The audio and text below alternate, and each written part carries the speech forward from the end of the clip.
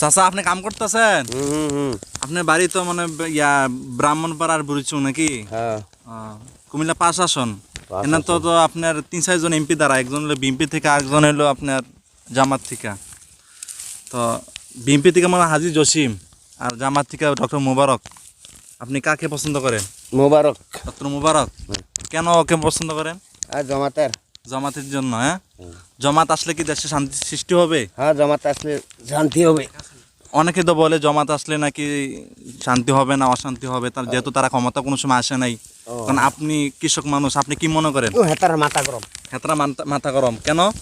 কেন মাথার দোষ হলে তো জমাতাইলে শান্তি ওই তো না, তারা ইয়া করবো, রকেট লাইব, জি।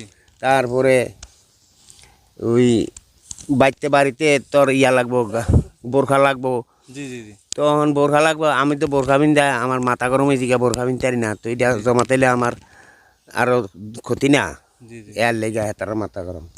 তো অনেকে তো, তো আপনার ব্রাহ্মণপাড়া তো আপনি মুবারক দাঁড়াবে, তো আপনি কি ভোট কি কাকে দিবেন? জমাত। জমাতকে দিবেন, এক কথাই। এক কথা। তার মানে আপনি জমাতকে ভালোবাসেন? হ্যাঁ হ্যাঁ হ্যাঁ। হ্যাঁ।